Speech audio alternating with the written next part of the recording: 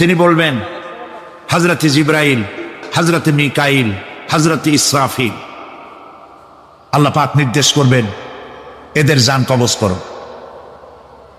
ইসরাফিল, মিকাইল জান কবজ হবে। হযরত জিবরাইল আমিন শাদীদুল কুওয়া, প্রচন্ড ক্ষমতা আল্লাহ তাকে দান করেছেন, সুবহানাল্লাহ বলেন। দুনিয়ার সব নবীদের কাছে বাণী বহন করে নিয়ে আসছেন পূর্ণ অথেন্টিসিটির সাথে, সুবহানাল্লাহ। আল্লাহ পাক যাকে বলেছেন রূহুল আমিন। নবী করিম সাল্লাল্লাহু আলাইহি ওয়াসাল্লামের মেরাজের রাত্রে যে কথা বলা হয়েছে, ওয়ালাকাদ রাহু বিল উফুকিল মুবিন, পশ্চিম দিক বলয় তিনি যা দেখতে পেয়েছিলেন, তাফসীর বলছে হযরতে জিবরাইলের পূর্ণ আকৃতিতে নবী করিম সাল্লাল্লাহু আলাইহি ওয়াসাল্লাম তাকে দেখতে পেয়েছিলেন।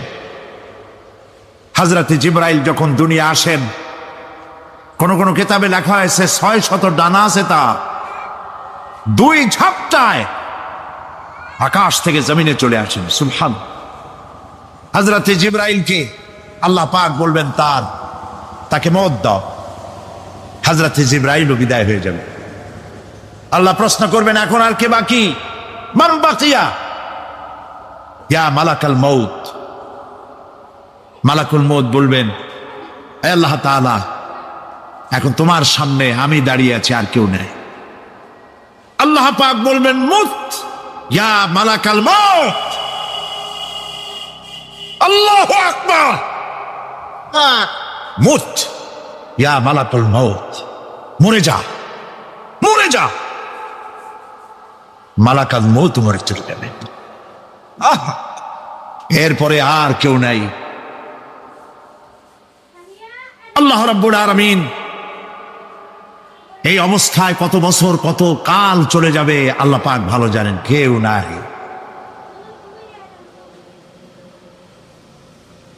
আজকের রাজত্ব কার? আল্লাহ প্রশ্ন করবেন আজকের রাজত্ব কার? আল্লাহ পাক আওয়াজ দিবেন, বলবেন আজকের রাজত্ব কার? কোন জবাব নাই, আকাশের নাই, জমিনের নাই, আকাশও তো নাই, কারো কোনো জবাব নাই। আল্লাহ পাক বলবেন লিল্লাহি ওয়াহিদুল কাহ্হার। আজ একমাত্র রাজত্ব হচ্ছে পরাক্রমশালী আল্লাহ রাব্বুল আলামিনের। আল্লাহ পাক বলবেন ইয়া দুনিয়া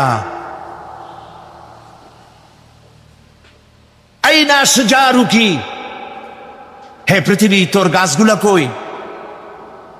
ইয়া দুনিয়া আইনা জিবালুকি, হে পৃথিবী তোর পাহাড়গুলা কই? আইনাল জব্বারিন, স্বৈরাচারেরা কোথায়? কারো কোনো জবাব হবে না। আল্লাহ পাক এরপরে আবার মানুষগুলিকে চিন্তা করবে, সুবহানাল্লাহ। ওয়াইজাল কুবুরু বুসিরাত, যা কিছু মাটির মধ্যে লুক্কায়িত ছিল সবগুলি আল্লাহ পাক বের করে নিয়ে আসবে। হাসরের ময়দান হবে, উপস্থিত হবে সমস্ত মানুষ, কেউ পলায় থাকতে পারবে না কোথাও। কুমিরে যারা খাইছে, বাঘে যারা খেয়েছে, আগুনে যারা পোড়াইছে, পানিতে যে পচে গেছে, পোকামাকড়ে যারা খেয়েছে, কোনো পথ নাই। সবাই আল্লাহর দরবারে উঠবে, পায়ে জুতা নাই, মাথায় কাপড় নাই, পরনে কোনো কাপড় চোপড় নাই, উলঙ্গ উলঙ্গিনী। উম্মুল মুমিনিন হযরতে আয়েশা সিদ্দিকা রাদিয়াল্লাহু তাআলা আনহা, নবী করিম সাল্লাল্লাহু আলাইহি ওয়াসাল্লামের জবান মোবারকে এটা শুনে কেঁদে ফেললেন। বললেন ইয়া রাসূলুল্লাহ, আমারও কি সেই অবস্থা হবে? তিনি বললেন হ্যাঁ। উম্মুল মুমিনিন বললেন ইয়া রাসূলুল্লাহ, তখন কি আমার শরম হবে না? আল্লাহর নবী বললেন কিয়ামতের এই বিভীষিকাময় দৃশ্য দেখে মানুষ মানুষের দিকে তাকাবার কোনো হুঁশ থাকবে না। সব মানুষ উপরের দিকে তাকায় থাকবে, নিচে তাকাবার কারো কোনো ক্ষমতা থাকবে না। মানুষ অস্থির হয়ে যাবে। সেই হাসরের ময়দান বিচারক আল্লাহ রাব্বুল আলামিন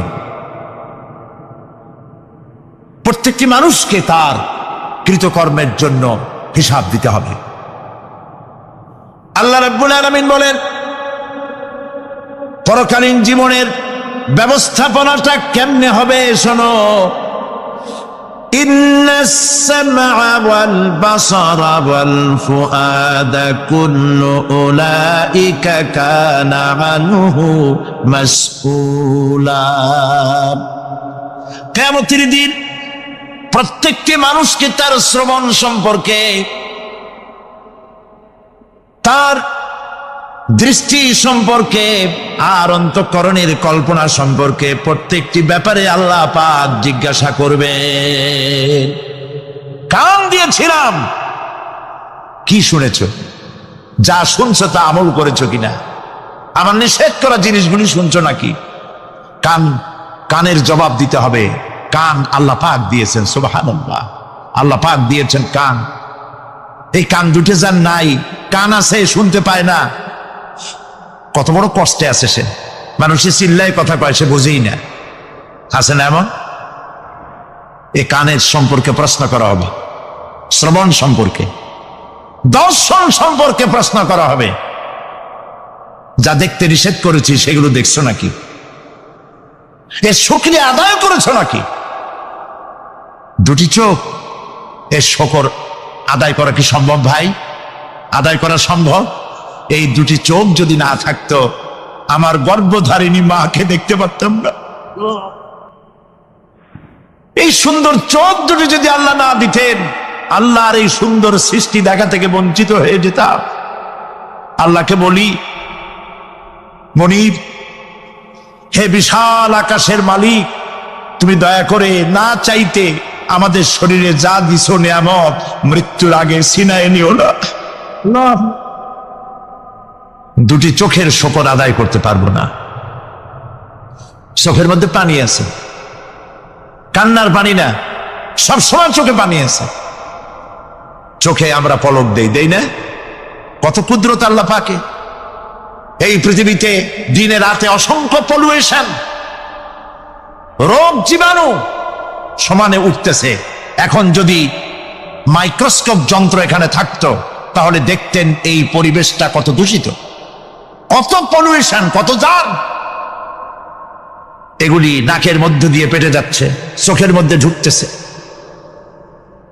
ক্রমাগত চোখের ভিতরে ধুলাবালি ঢুকবে, আর পরিষ্কারের কোনো ব্যবস্থা যদি না করা হয় চোখের দৃষ্টি নষ্ট হয়ে যেতে পারে।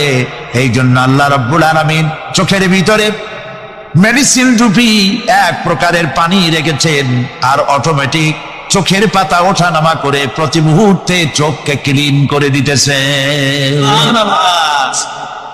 এই চোখ সম্পর্কে আল্লাহ রাব্বুল আলামিন প্রশ্ন করবেন, অন্তঃকরণ সম্পর্কে প্রশ্ন করবেন। জবাব দেওয়া সেদিন বড়ই কঠিন হয়ে যাবে। এই জন্য আল্লাহ রাব্বুল আলামিন দুনিয়াবাসীকে সতর্ক করে দিচ্ছেন। তিনি আরো বলছেন, ওয়ালাকাদ খালাকনাল ইনসানা ওয়া না'লামু মা তুওয়াসবিসু বিহি নাফসু ওয়া নাহনু আকরাবু ইলাইহি মিন হাবলিল ওয়ারিদ। মানুষ সৃষ্টি করেছি আমি, তার অন্তঃকরণে কি চিন্তা হয়, কি কল্পনা হয় তাও জানি। আল্লাহর এক দরবেশ বান্দা এক বট গাছের নিচে বিশ্রাম করতেছিলেন আর সূরা মুলক পড়তেছিলেন। এই আয়াতের কাছে এসেছেন, হাল তারা মিন ফুতুর, দেখতে পাও কোনো ভুল? শুয়ে শুয়ে বলতেছে, আল্লাহ তোমার সৃষ্টি জগতে তো ভুল ধরার কোনো উপায় নাই, কেউ ধরতে পারবে না, তবে আমার চোখে একটা জিনিস বেমানান মনে হয়। ভুল ধরতে কারো ক্ষমতা নেই, একটা জিনিস আমার কাছে বেমানান লাগে। একা একা বলতেছে, সেটা হলো এই, তুমি তাল গাছ বানাইছো যেমন, তালও সেই রকম বড়, বেল গাছ যেমন বেলও বড়, নারকেল গাছ যেমন নারকেলটাও বড়, কিন্তু এত বড় বিরাট বট গাছ, ফল একেবারে এতটুকু এতটুকু। এইটা একটু বেমানান লাগতেছে। এই চিন্তা করতেছে দরবেশ সাহেব, হঠাৎ করে একটু বাতাস এসে গাছের ডাল আন্দোলিত হয়েছে। একটা আধা পাকা বটের ফল অনেক উঁচু থেকে ছিঁড়ে এসে দরবেশের নাকের উপরে পড়ছে। নাকটা জ্বলে উঠছে। দরবেশ সাহেব বলছে, আস্তাগফিরুল্লাহ, আল্লাহ এটা তো ফল না, এটা আমার চিন্তার জবাব। আমি চিন্তা করতেছি গাছ আনমান ফল হয় নাই, তাল গাছ যেমন ফল যেমন, বট গাছ যেমন ফল যদি ওই আকারে হইতো, ফলটা যে পজিশন নিয়ে আমার নাকে পড়ছে, এতে তো আমার নাকও যাইতো মাথাও যাইতো। সুতরাং আল্লাহ রাব্বুল আলামিন তার সৃষ্টি জগৎকে আপন কুদরত দিয়ে সুন্দর করে সৃষ্টি করেছেন। ভাগ্যবান তারা যে আল্লাহকে স্বীকার করে 5 ওয়াক্ত নামাজে আল্লাহকে সেজদা দেয়, সুবহানাল্লাহ। আর শিক্ষক নামের, শিক্ষিত নামের কলঙ্ক ওই সব মুসলমান যারা মুসলমানের ঘরে জন্মগ্রহণ করে নিজেকে নাস্তিক বলে পরিচয় দেয়, নিজেকে যারা বামপন্থী বলে পরিচয় দেয়। মুসলমান তা আবার বামপন্থী, আস্তাগফিরুল্লাহ। কোরআনে কারিমে আল্লাহ তাআলা বলেছেন আসহাবুল ইয়ামিন আসহাবুশ শিমাল, ডানপন্থী আর বামপন্থী। রাসূলুল্লাহ বলেছেন বাম হাতে খায় শয়তান, তোমরা বাম হাতে খাবা না। বাম দিকের কামটাই শয়তানের, বাম দিকে কাম কার? জোরে বলেন। এই জন্য রাস্তা দিয়ে হাঁটবেন ডান দিক দিয়ে হাঁটেন, কিছু খাইবেন ডান দিক দিয়ে খান, কিছু শুরু করবেন ডান দিক দিয়ে করেন। মুসলমানের কাজ সব ডান।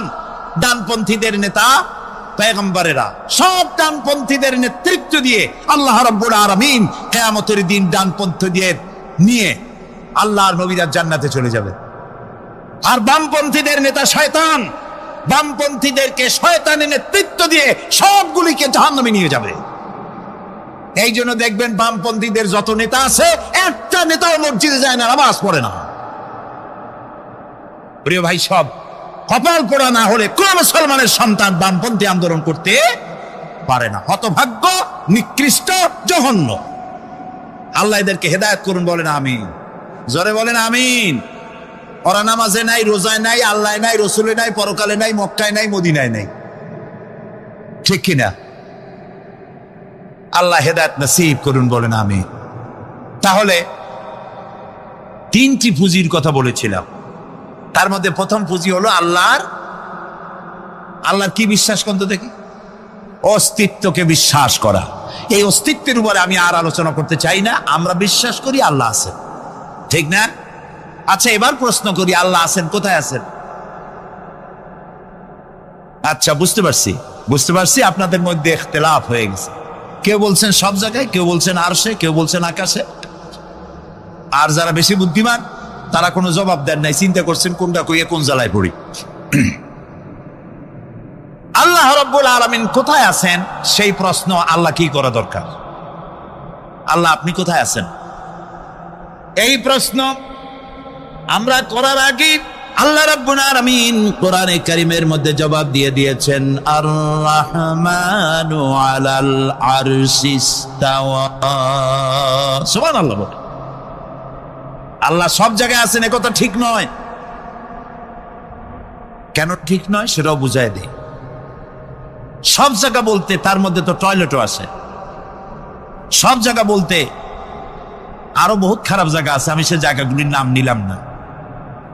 তাহলে আল্লাহ কি সে সব জায়গা আছেন? বলেন নাউজুবিল্লাহ। আল্লাহ নিজেই বলছেন আল্লাহ আছেন আরশে ইস্তাওয়া। আল্লাহ আছেন কোথায়? আরশে। আল্লাহ যে আরশে আছে সেই জন্যই তো মানুষেরা হাত উঁচু করে আল্লাহর কাছে, এরকম বলে যে উপরওয়ালা, বলে না, না নিচুওয়ালা বলে, সব জায়গাওয়ালা এরকম বলে, উপরওয়ালা বলে। আল্লাহ আছেন আরশে, কিন্তু প্রত্যেক রাতে তিনি প্রথম আকাশে আসেন। সুবহানাল্লাহ। বান্দাদেরকে ডাকার জন্য আসেন। আল্লাহ সর্বত্র জ্ঞান রাখেন। তার ইলমের মধ্যে এক চুল পরিমাণ জায়গা আকাশেও নাই, জমিনেও নাই যে আল্লাহ রাব্বুল আলামিন ওই জায়গাটুকুন সম্পর্কে তাৎক্ষণিকভাবে অবহিত নন। এমন এক চুল পরিমাণ জায়গা আকাশেও নাই, জমিনেও। এটাই হলো আল্লাহ সব জায়গার জ্ঞান, তার ইলমের মধ্যে সব তিনি জানেন। এ কথা একটি ছোট্ট আয়াতের মধ্যে এভাবে বলা হয়েছে, وَيَعْلَمُ مَا فِي الْبَرِّ وَالْبَحْرِ وَمَا تَسْقُطُ مِنْ وَرَقَةٍ إِلَّا يَعْلَمُهَا। এই পৃথিবীতে জমিনের ভিতরে কি হয়, সমুদ্রের অতল তলদেশে কি হয়, সব আমি জানি। এমনকি এই পৃথিবীর কোনো একটি গাছের পাতা যদি পড়ে যায়, কোন দেশের কোন গাছের কোন পাতা পড়েছে সে খবর আমি আল্লাহর কাছে হয়ে যায়। এটি আমি বললাম, বানায় বললাম? এটি কোথায় আছে? তো আল্লাহ রাব্বুল আলামিন কোরআনে পরিষ্কার করে বলে যে এত পাতার খবর যদি আল্লাহর কাছে হয়, তাহলে আমরা কোথায় কি করি তিনি টের পান না?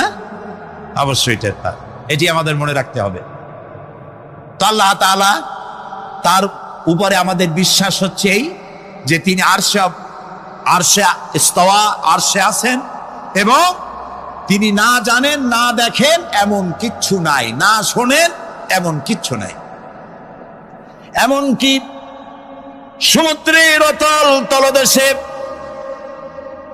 ছোট্ট পাথরের ভিতরেও যদি একটি পোকা যদি পালায়ে থাকে, এমন পোকা যা মাইক্রোস্কোপ যন্ত্র ছাড়া দেখা যায় না, এমন একটি পোকা আটলান্টিক বা প্রশান্ত মহাসাগরের অতল তলদেশে থেকে যদি ক্ষুধার যন্ত্রণায় চিৎকার মারে, কেউ শোনে না। আরশের মালিক আল্লাহ রাব্বুল আলামিন বলেন আমি শুনতে পাই।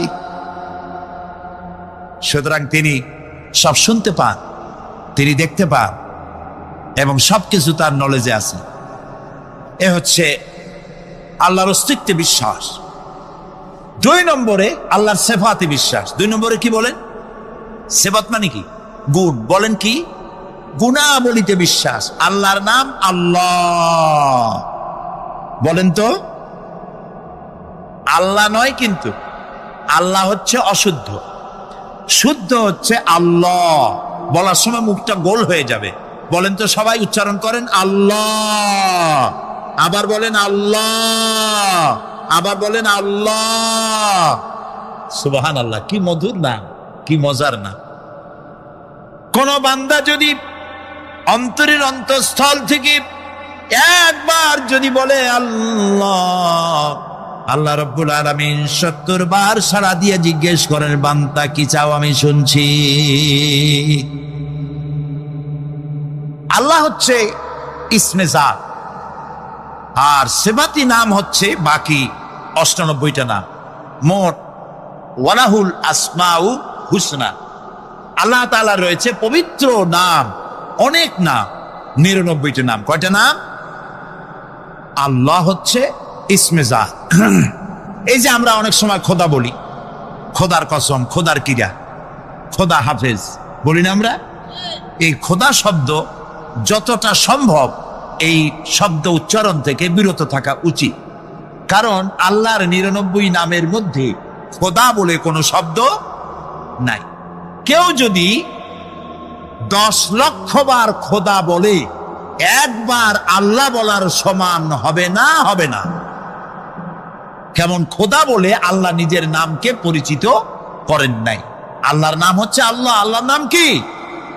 আর বাকি হলো গুণবাচক নাম। তিনি রব, তিনি রাজ্জাক, তিনি ওয়াদুদ, তিনি জব্বার, তিনি কাহ্হার, তিনি রহমান, তিনি রহিম।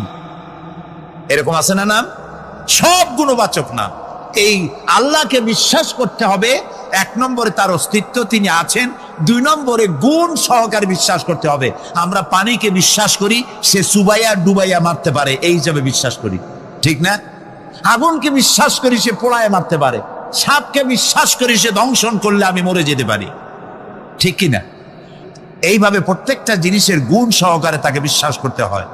সেই জন্য আল্লাহকে আল্লাহ আছেন এইটা শেষ কথা নয়, তার গুণ সহকারে তাকে বিশ্বাস করতে হবে। তিনি হচ্ছেন খেতে দেওয়ার মালিক, রাজ্জাক। মানে বলেন তো নামটা কি? রাজ্জাক মানে কি? রিজেক দাতা। কে রিজেক দাতা? এই জন্য রিজেক চাইতে হবে কার কাছে? আল্লাহর কাছে। কোনো অভাব অভিযোগের জন্য আমি কাউকে বলবো না আপনি আমারে খেতে দেন, আল্লাহর কাছে চাইতে হবে। চাইবো কার কাছে? আল্লাহর কাছে। খেতে দেওয়ার মালিক তিনি। আচ্ছা বলেন, এই পৃথিবীর মধ্যে মানুষেরা বেশি না হাতি, ঘোড়া, বাঘ, ভল্লুক, ময়না, টিয়া, মাছ, পাখি, পতঙ্গ, কীট এগুলো বেশি? কোনটা বেশি? আমরা বেশি না ওরা বেশি? ওরা বেশি, ওরা বেশি। এই যে অসংখ্য হাতি আছে পৃথিবীতে, হাতির পেট বড় না আমার পেট বড়? গন্ডারের পেট বড় না আপনার পেট বড়? কুমিরের পেট বড় না আপনার পেট বড়? আচ্ছা, এখন এই সব প্রাণীদেরকে কে খেতে দেন? আপনার আমার তো ব্যাংকে ডিপোজিট আছে, কম থাকুক বেশি থাকুক, গোলায় ধান আছে, চাউল আছে, বাড়িতেও আছে, আছে না? কিন্তু এই যে পাতিশিয়াল, ফক্স, পাতিশিয়াল চেনেন তো? চিনবেনই তো, সাংঘাতিক চালাকিগুলি। এই পাতিশিয়াল কোন ব্যাংকের ম্যানেজারের কাছে গিয়ে বলছে যে, ম্যানেজার সাহেব, এখন তো পৌষ মাস, আমি 10টা মুরগি চুরি করে আনছি, আমার নামে একটা অ্যাকাউন্ট খোলে, বৃষ্টির সময় যখন আমি চুরি করতে পারবো না তখন এগুলি উইথড্র করে আমি আমার পেট বাঁচাবো। এই কথা বলে শিয়ালের নামে, বাঘের নামে কোনো অ্যাকাউন্ট আছে ব্যাংকে? কোরআন শরীফে আল্লাহ তাআলা বলছেন, এমন অনেক প্রাণী আছে পৃথিবীতে যারা তাদের রিজেক সংগ্রহ করে রাখে না। আল্লাহ বলেন, আমি আল্লাহ তাদেরকে রিজেক দেই। কে দেয়? কোরআনে কারিমে হযরত হুদ আলাইহিস সালামের ঘটনা আল্লাহ রাব্বুল আলামিন এভাবে এনেছেন, তাম এলাকার মানুষ তার বিরুদ্ধে ক্ষিপ্ত হয়ে গিয়েছে। সমাজের লোক, রাষ্ট্রশক্তি হযরত হুদ আলাইহিস সালামের উপর অত্যাচারের পাহাড় ভেঙে দিয়েছে। হযরত হুদ আলাইহিস সালাম একা মানুষ, সমাজের রাষ্ট্রশক্তির এই দুর্বিসন্ধির ষড়যন্ত্রের চ্যালেঞ্জ তিনি গ্রহণ করলেন। আর তিনি বললেন, তিনি যেটা বললেন আল্লাহ পাক কোরআনে তা কোট করে দিলেন। দুনিয়ার সমস্ত ইসলামী আন্দোলনের কর্মীদের জন্য আল্লাহ পাক কোট করে দিলেন, সমস্ত মুমিনদের জন্য তা উল্লেখ করলেন। হুদ আলাইহিস সালাম তিনি জাতিকে বললেন, ফাকিদুনি জামিআন তুম্মা লা তুনদিরুন। তোমাদের যত ক্ষমতা আছে সমস্ত ক্ষমতা নিয়ে আমার বিরুদ্ধে তোমরা ষড়যন্ত্র করো, আর আমাকে এতটুকু কোনো অবকাশ দিও না। আমি সেই আল্লাহ রাব্বুল আলামিনের উপরে ভরসা করেছি, যার কুদরতি হাতের ভিতরে আমার জান, আর গোটা পৃথিবীর সমস্ত প্রাণীর জান যার কুদরতি হাতের মধ্যে, যার হাতের ভিতরে গোটা পৃথিবীর সমস্ত জান, সে আল্লাহর উপরে ভরসা করেছি। যা খুশি তোমরা আমার বিরুদ্ধে করতে পারো। সুবহানাল্লাহ। এটার নাম হলো ঈমান, এটার নাম সবর, এটার নাম ধৈর্য। এই ধৈর্য আসে ঈমানে কামেল হলে পরে এবং আল্লাহর উপরে পরিপূর্ণ বিশ্বাস হলে পরে। যদি কারো দিনের মধ্যে কথা বিশ্বাস থাকে যে আমার জন্য আল্লাহর পক্ষ থেকে যদি কোনো বুলেট নির্ধারণ করা থাকে, গোটা বিশ্ব যদি আমাকে পাহারা লাগায়, ওই বুলেট থেকে আমাকে বাঁচাইতে পারবে না। আর আমার জন্য যদি একটা বুলেট আল্লাহ কর্তৃক নির্ধারিত থাকে, তাহলে গোটা পৃথিবীর মানুষ চেষ্টা করেও সেই বুলেট থেকে আমাকে রক্ষা করতে পারবে না। হযরত আইয়ুব আলাইহিস সালামের সবরের ঘটনা কোরআনে কারীম তুলে ধরেছে। হযরত আইয়ুব 18টি বছর পর্যন্ত রোগের মধ্যে পড়ে আছেন। এত অসুখ করেছে, এত রোগ, শরীর পচে গিয়েছে, গায়ে পোকা ধরেছে, দুর্গন্ধ হয়ে গিয়েছে, বিবিরা চলে গিয়েছে, ছেলে মেয়ে পাড়ার লোকেরা দূর দূর করে তাড়িয়ে দিয়েছে। এবার জঙ্গলের ভিতরে গিয়ে আশ্রয় নিয়েছেন। এমন অবস্থা হয়েছে, শরীর পচে পচে জিহ্বায় যখন পোকা ধরা শুরু করে দিল, হযরত আইয়ুব আলাইহিস সালাম তখন আল্লাহ রাব্বুল আলামিনের দরবারে এই প্রথমবারের মতো তিনি বললেন, রব্বুল আলামিন, হায় আল্লাহ তাআলা, সমস্ত শরীর জড়জড়া হয়ে গিয়েছে, গায়ে পোকা ধরেছে, আমি কোনো কথা বলি নাই, আমি খামোশ থেকে জিকির আজগার করতেছিলাম। আয় আল্লাহ, এখন দেখি আমার জিহ্বায় পোকা ধরেছে, পোকা ধরা শুরু হয়েছে। আমার জিহ্বাটায় পোকা তুমি দয়া করে দিও না, কারণ আমার জিহ্বায় যদি পোকা হয়ে যায় তাহলে তোমার মতো আল্লাহর জিকির আমি কি দিয়া করব? আমার জিহ্বাটা তুমি দয়া করে ভালো রাখো। কোরআনে কারীম বলছি, ওয়া আইয়ুবা ইয নাদা রাব্বাহু ইন আন্নী মাসসানিয়াদ-দুররু ওয়া আনতা আরহামুর রাহিমিন। স্মরণ করো সেই সময়ের কথা যখন আইয়ুব তার রবকে ডেকে বলেছিল, আমি অসুস্থ আর তুমি তো রহমান রহিম, দয়াময়। ভাষাটা দেখেন কি সুন্দর। এর থেকে কি আল্লাহরে আর কিছু বলা লাগে? আল্লাহ পাকের কাছে তিনি বলতেছেন, আল্লাহ আমি তো অসুস্থ, আমি তো অসুখ করেছে আমার, আর তুমি তো দয়াময় রহমান রহিম। এক অন্ধ, ঈদের দিন কত অন্ধই তো আসে খয়রাত করার জন্য, ভিক্ষা করার জন্য, চতুর্দিকে ভিক্ষা করতেছে অন্ধরা। এক অন্ধ ঈদের গেটের কাছে দাঁড়ায়া বলতেছে, ভাইরা আজ হচ্ছে ঈদের দিন আর আমি কিছু দেখতে পাচ্ছি না। তে বেশি পয়সা পাইল, মানুষের দিন তার প্রতি আকৃষ্ট হয়ে গেছে। আরে কি কথা, আজ ঈদের দিন, সকলে আনন্দ করছে আর আমি কিছুই দেখতে পাচ্ছি না। সে কিন্তু কিছু চায় নাই। ভাষার ভিতরে, কথা বলার ভিতরে এ ধরনের টেকনিক আছে। হযরত আইয়ুব আলাইহিস সালাম বললেন না যে আল্লাহ আমারে মাফ করে দাও, কষ্টের মধ্যে আছি। তিনি শুধু বলেছেন, রব্বুল আলামিন আমি অসুস্থ হয়ে পড়েছি, আমার অসুখ করেছে, আর তোমার নাম রহমান রহিম। এতটুকু কথা বলেছেন। আল্লাহ রাব্বুল আলামিনের দরজায়, তার দরবারে আইয়ুব আলাইহিস সালামের ডাক চলে গেছে। যায় নাই? কোন অসুবিধা আছে নাকি? কোনো অসুবিধা নাই। পানির তলা দিয়া যদি কেউ ডাক দেয়, পাহাড়ের ভিতরে বসে যদি কেউ ডাক দেয়, আল্লাহ রাব্বুল আলামিন তা শুনতে পান। ইউনূস আলাইহিস সালাম মাছের পেটে বসে চিৎকার মেরেছিলেন, লা ইলাহা ইল্লা আনতা সুবহানাকা ইন্নী কুনতু মিনাজ জালিমিন। তিনি বলছিলেন, আয় আল্লাহ তাআলা আমি তোমার প্রশংসা করছি, তুমি ছাড়া উপাস্য নাই, মাবুদ নাই। আমি তোমার পবিত্রতা ঘোষণা করছি, আমি তো জালিমদের অন্তর্ভুক্ত হয়ে গেছি। বাস এতটুকুন কথাই বলেছেন।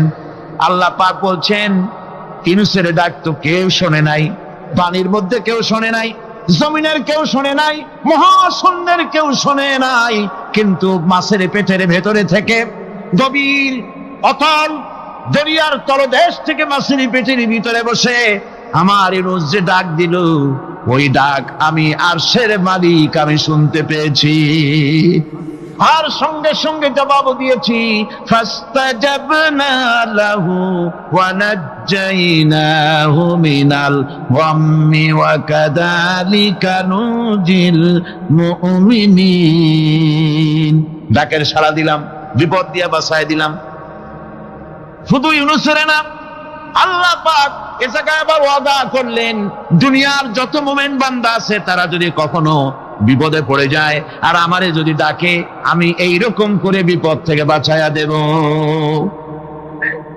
আইয়ুব আলাইহিস সালাম যখন আল্লাহ রাব্বুল আলামিনের কাছে ফরিয়াদ করলেন, আল্লাহ পাক তখন বলছেন, কোরআনে কারীম বলছে, ফাস্তাজাবনা লাহু فكشفنا ما به من ضر وآتيناه أهله ومثلهم معهم رحمة من عندنا وذكرى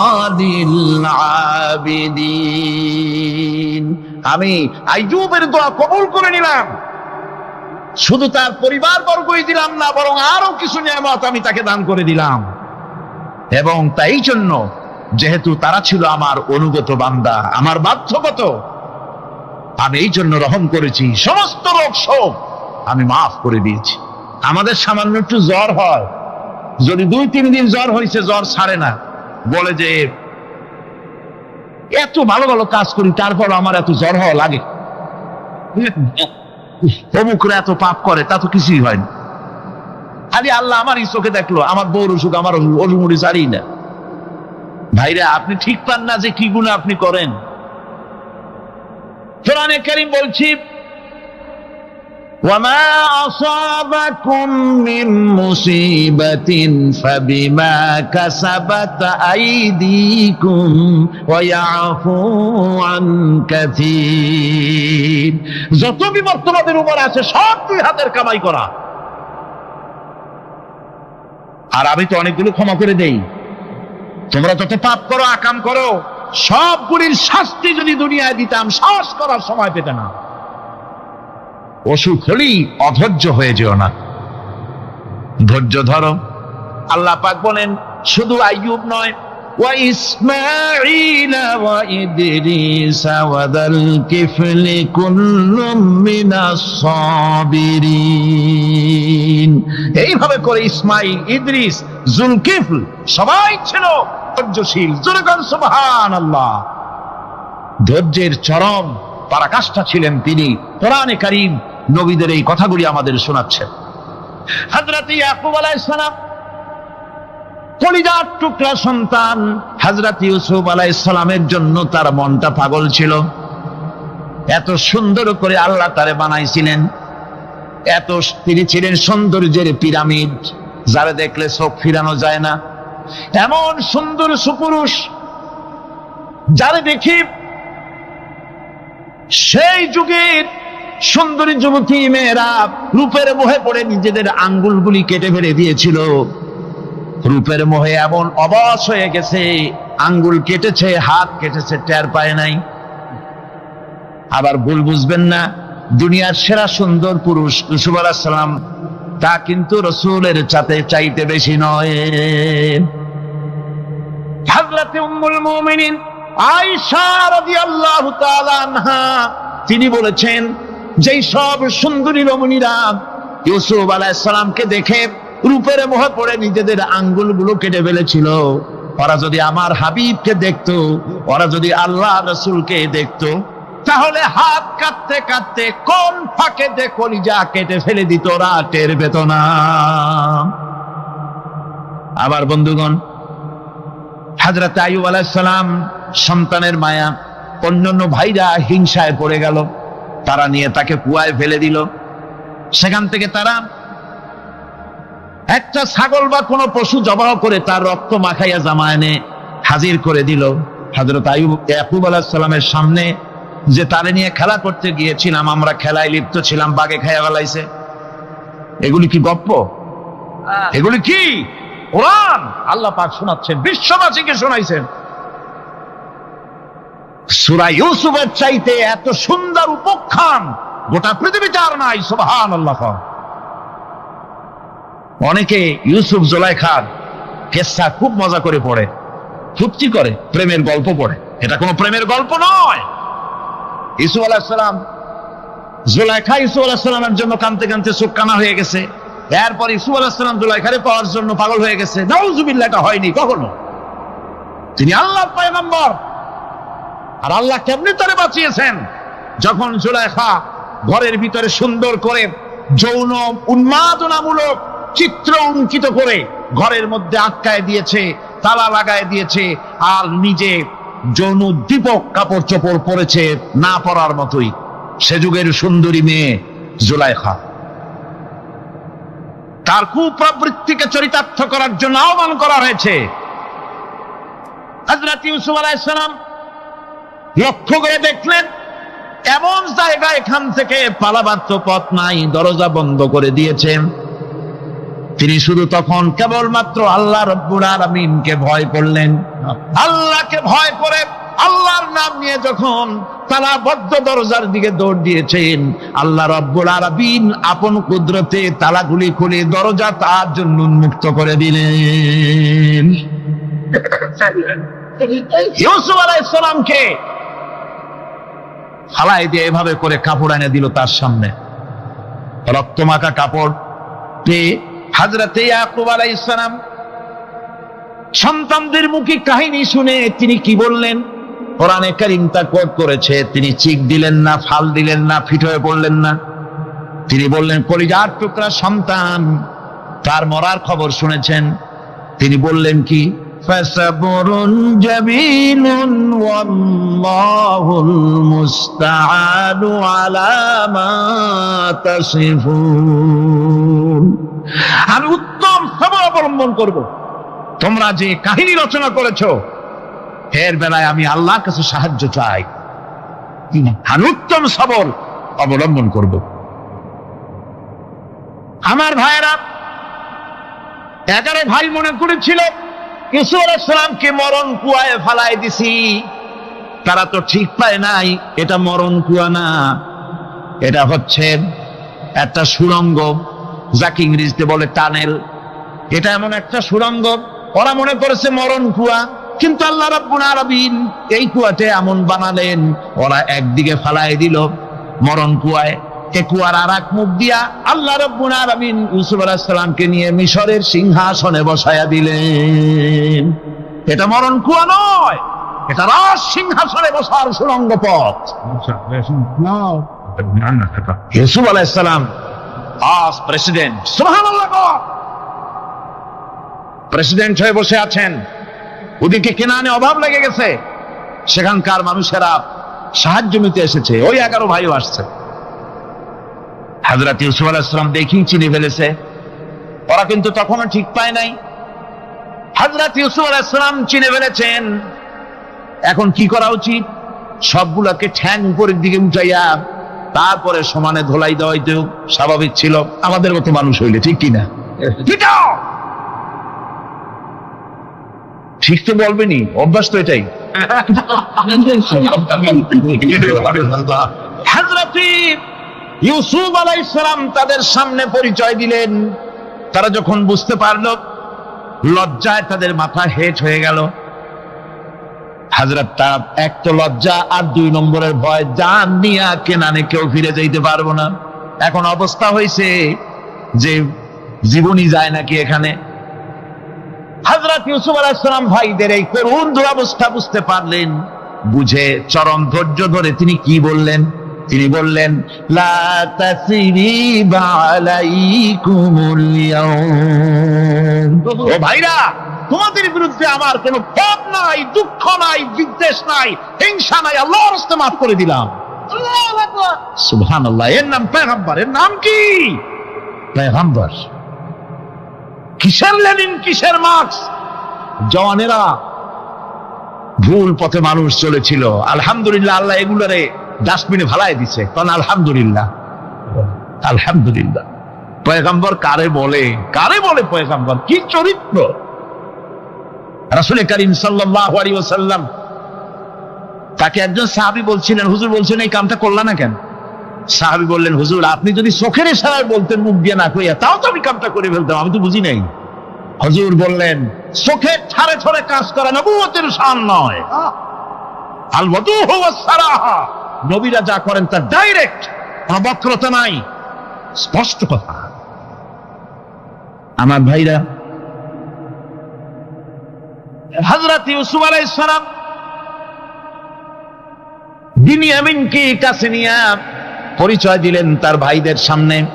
কোরআনে কারীম বলছে, ক্বালা আনা ইউসুফ ওয়া হাদা আখি قد من الله علينا إنه من يتقي ويصبر فإن الله لا يضيع أجر المحسنين। আমি ইউসুফ, আর এই হচ্ছে আমার ভাই। আল্লাহ আমাদের উপর ইহসান করেছেন। প্রকৃতপক্ষে যারা আল্লাহকে ভয় করে এবং সবর এখতিয়ার করে, আল্লাহ এভাবে তাদেরকে, তাদের আমলকে নিষ্ফল হতে দেন না। আমার এই জামাটা নিয়ে যাও। হযরত ইয়াকুব আলাইহিস সালাম, কলিজার টুকরা সন্তান ইউসুফ আলাইহিস সালামের বিরহ যন্ত্রণায় ছেলেকে কতদিন দেখে না, কাঁদতে কাঁদতে চোখ দুটো অন্ধ হয়ে গেছে। মিশর থেকে কেনানের দিকে জামা রওনা হয়েছে। কোথায় মিশর, কোথায় কেনান? জামা যখন রওনা হয়ে গেছে, হযরত ইয়াকুব বলতেছেন, আমি যেন আমার ইউসুফের গন্ধ নাকে পেতেছি। জামা চলে এলো, চোখের উপরে রাখলেন, আল্লাহ রাব্বুল আলামিন তাকে চক্ষুষ্মান বানায়া দিলেন। ভাইরা আমার, পয়গম্বরেরা সবর করে গোটা দুনিয়ার মানুষের সামনে দৃষ্টান্ত সেট করেছেন সবরকারী হন। আমার ভাইরা, হযরত ইব্রাহিম আলাইহিস সালামের কথা আল্লাহ পাক কোরআনে কারিমে বলছেন, সবর কারে কয় দেখো, শেখো সবর কারে কয়। আল্লাহ পাক বললেন, ইব্রাহিম তোমার বিবি আর তোমার নবজাতক এই সন্তানকে রেখে আসো মক্কা নগরীতে। তিনি চলে গেলেন, সেখানে ঘর নাই, বাড়ি নাই, কিচ্ছু নাই, চতুর্দিকে ধুধু বালু আর মরুভূমি। হযরতে হাজরা বলছেন, ইব্রাহিম সামান্য পানি আর খাবার দিয়া আমার সন্তান শুদ্ধ এখানে রেখে দিতেছো, আমি কি অপরাধ করেছি? কোনো জবাব নাই।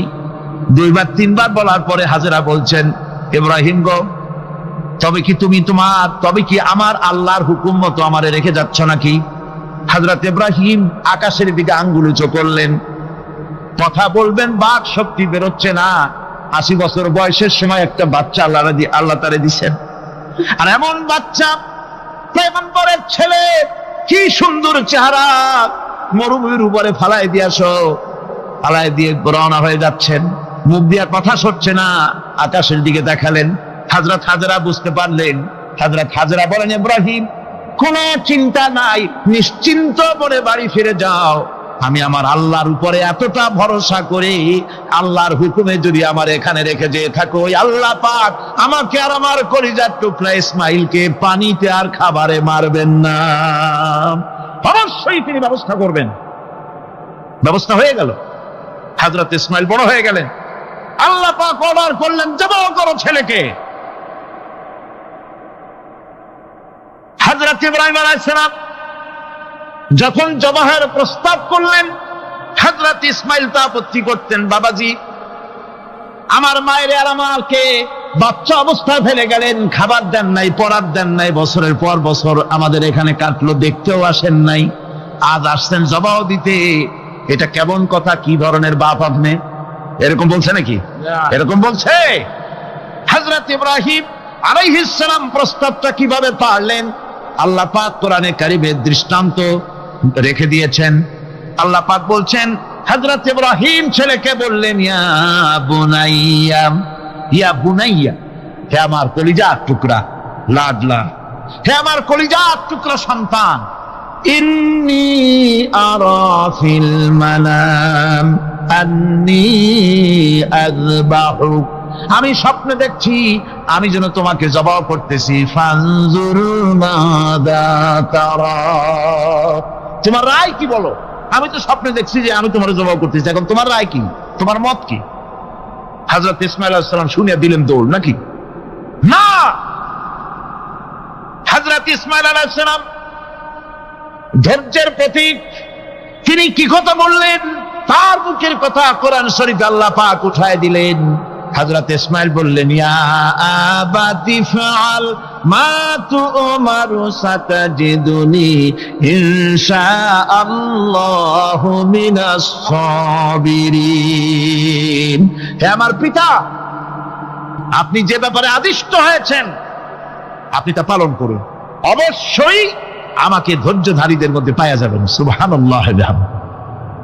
এক বর্ণনায় এসেছে, হযরত ইসমাঈল বললেন, আব্বাজান, আমি ধৈর্যধারীদের ভিতরে আমারে পাবেন, তবে জবাহ করার আগে আমার হাত পাটা একটু বেঁধে নেন, কারণ জবাহের যন্ত্রণায় আপনার গায়ে যদি আমার হাত পা লেগে যায় তো বেয়াদবি হয়ে যেতে পারে। আর আমি মরে আমার জবাহ হয়ে যাওয়ার পর আমার রক্ত মাখা জামাটা নিয়া আমার মা হাজেরারে দিবেন, কারণ তাকে মা বলবার মতো আর তো কেউ নাই। হযরত ইব্রাহিম তাকে বাঁধবার জন্য প্রস্তুতি নিলেন। হযরত ইসমাঈল বলছেন, আব্বাজান, বাঁধবেন না, বান্দার প্রয়োজন নাই।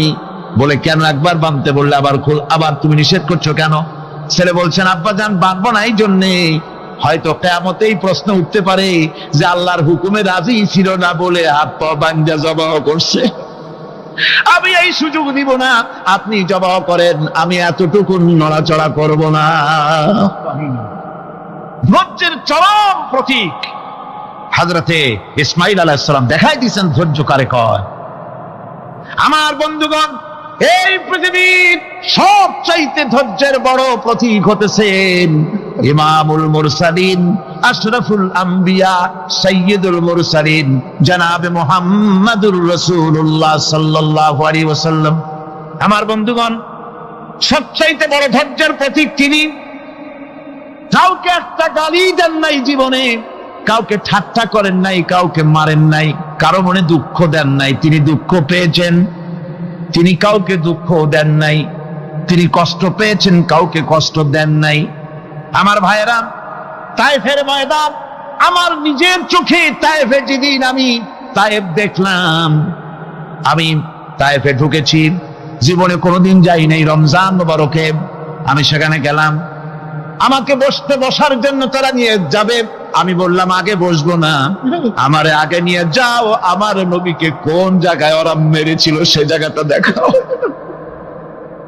তাইফের সেই গলিতে যখন আমি গিয়েছি, দুই দিকে পাহাড় দাঁড়ানো, তাইফের লোক আমার সাথে ছিল, তারা বলল এই জায়গাটা প্রথম যেখানে চতুর্দিক থেকে নবীজিকে পাথর মারছিল আর আল্লাহর নবী বেহুশ হয়ে পড়ে গিয়েছিলেন। 3টা দিন না খাওয়া,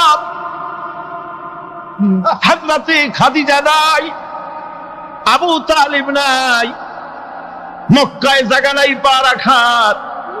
নবীজি 3টা দিন ঘুরলেন।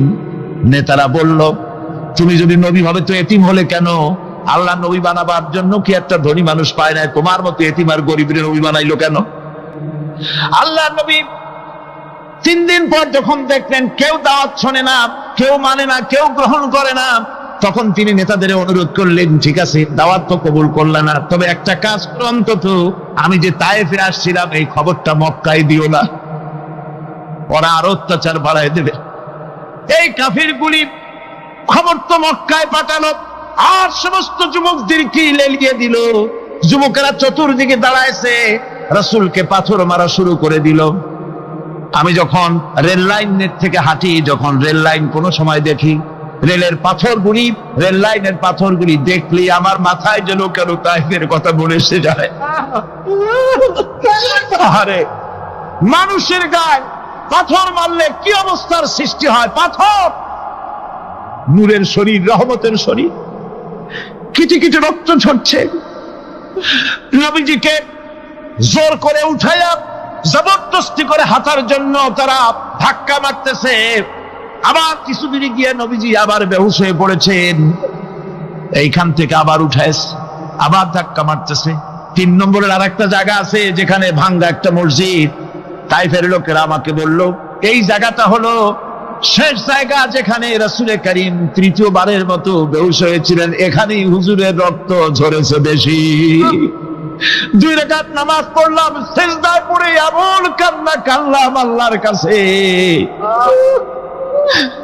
নবীজি যখন হুঁশ এসেছে, হযরতে জিবরাইল বলেন ইয়া রাসূলুল্লাহ, আপনার এই কষ্ট দেখে ফেরেশতারা কাঁদতেছে, আপনি অনুমতি দিয়ে দেন এই 2 পাহাড়কে মিলাইয়া সমস্ত তায়েফবাসী কাফেরগুলি মাটির সাথে মিশাইয়া দেই। নবীজি বললেন জিবরাইল, আমি যদি হুকুম করি আর আমার হুকুম মতো যদি এই কাম করো, একটা কাফেরও যদি না বাঁচে তাহলে কার মুখে পৌঁছাবো লা ইলাহা ইল্লাল্লাহু মুহাম্মাদুর রাসূলুল্লাহ। আমার ভাইরা, হযরত সাল্লাল্লাহু আলাইহি ওয়াসাল্লাম উঠে বসলেন। এমন সময় হযরতে যায়েদ শরীরের রক্তগুলি মুছে দিতেছেন। হযরত সাল্লাল্লাহু আলাইহি ওয়াসাল্লাম বসে 2খানা হাত উত্তোলন করলেন।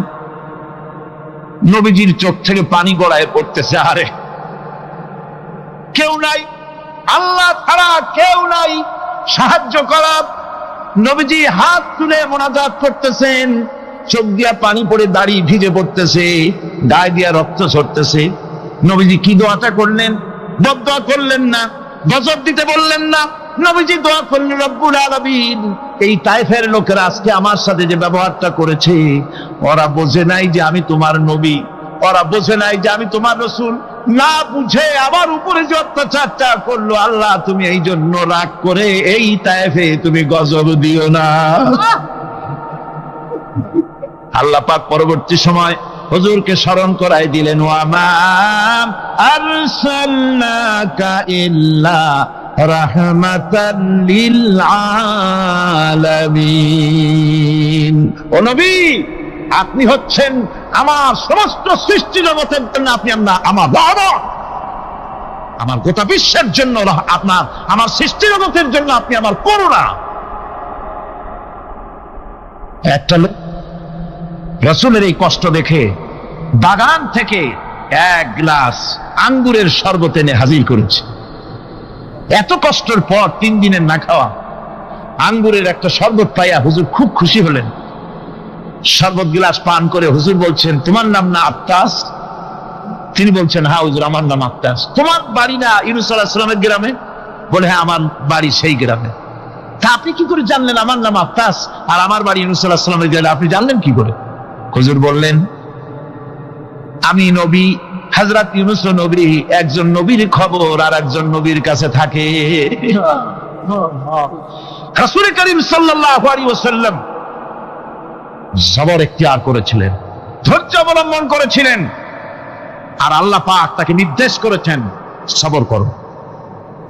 ওয়াত্তাবি' মা ইউহা ইলাইকা ওয়াসবির হাত্তা ইয়াহকুমাল্লাহ। তুমি কেবল সেই জিনিসের অনুসরণ করো যা আমি তোমার প্রতি অবতীর্ণ করেছি। আমি আপনার উপরে যেটা অবতীর্ণ করেছি ওটার অনুসরণ করুন, আর সবর ইখতিয়ার করুন যতক্ষণ না আল্লাহর পক্ষ থেকে চূড়ান্ত ফয়সালা না আসে। ধৈর্য ধরুন, ধৈর্য ধরুন। আমার ভাইরা, কাফেরদের নির্যাতনের মোকাবেলায় আল্লাহ পাক তার হাবিবকে সান্ত্বনা দিয়েছেন।